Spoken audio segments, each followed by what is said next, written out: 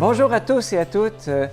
Avec l'opération Couronne de vie, nous sommes à la recherche des perles qui sont dans notre diocèse et souvent qu'on n'a pas toujours l'occasion de voir. Et en ce temps de pandémie, eh bien, c'est un peu l'occasion de voir tout ce qui se fait sur le terrain.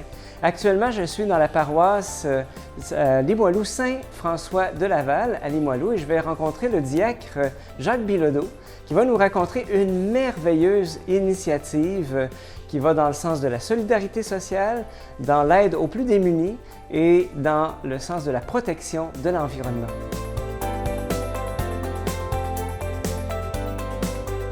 Jacques Bilodeau, vous êtes diacre depuis 2004 et à l'origine d'une merveilleuse initiative. D'abord ici dans l'église Sainte-Claire d'Assise. Donc c'est une œuvre qui s'appelle Sous le clocher et qui a donné naissance à Cultiver pour donner. Pouvez-vous nous en parler un petit peu plus? 2015, Cultiver pour donner. D'abord, nous étions 3 pour démarrer la maison de charité Sous le clocher.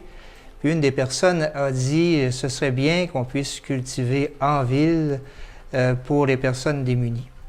Alors, de cet éclair-là de pensée, on a commencé à imaginer ce que pouvait être Cultiver pour donner.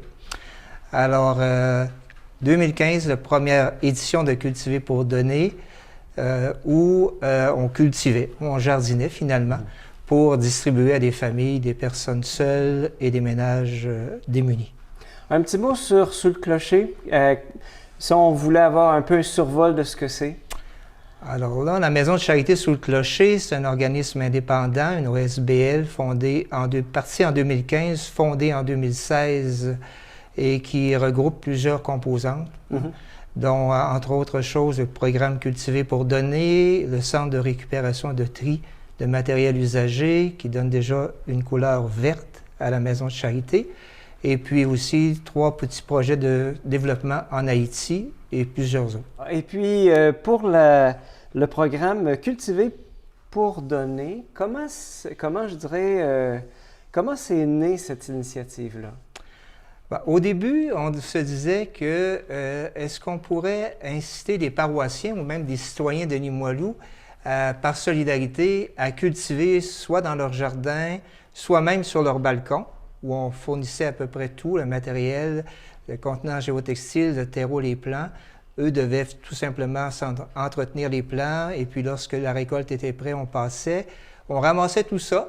Et finalement, on allait distribuer ça chez des personnes qu'on connaissait, des familles souvent démunies, des personnes âgées seules. Et plusieurs de ces distributions-là se convertissaient en visite d'amitié, finalement. On va rentrer dans la pouponnière. Alors ici, on est dans le cœur du projet. Alors, la pouponnière, un lieu que vous aimez beaucoup, je pense. Ah oui, c'est un endroit... Pour moi, c'est un endroit magique dans le sens que c'est la vie.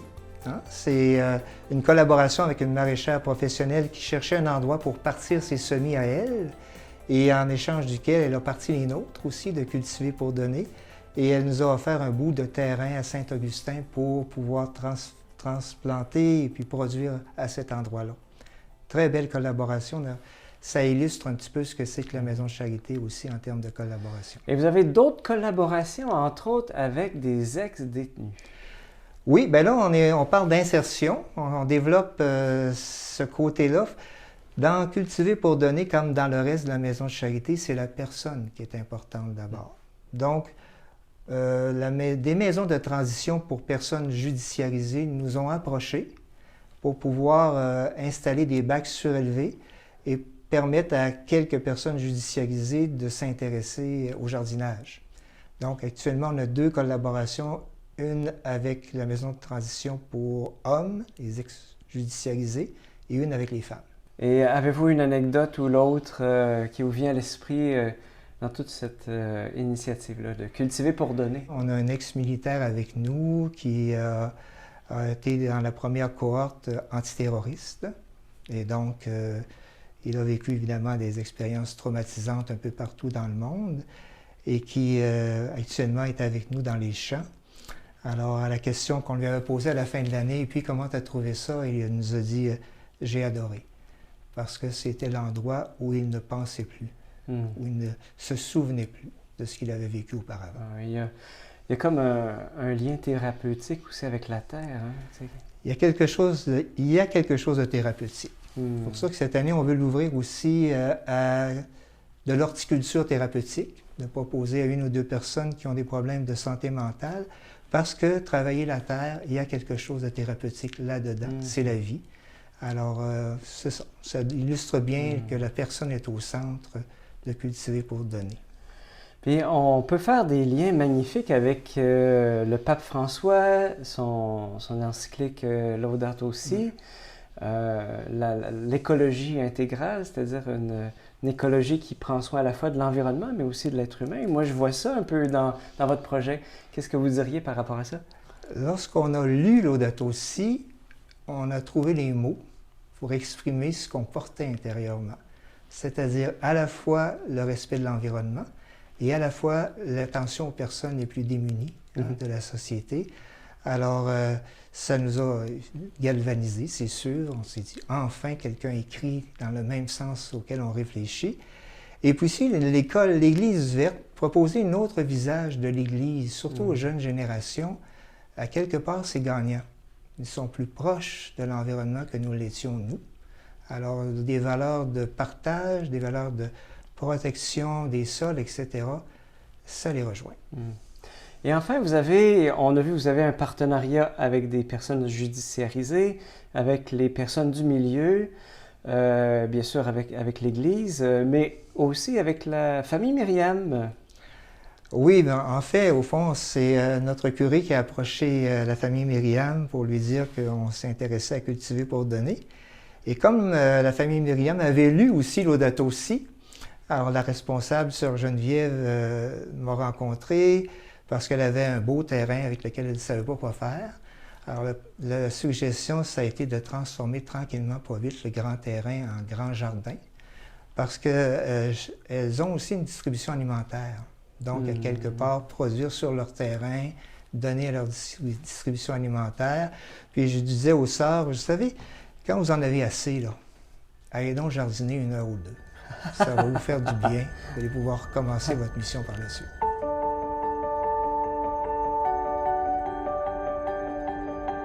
Alors, il y a peut-être 2 ans, j'ai été invitée à une rencontre des supérieurs majeurs au diocèse de Québec.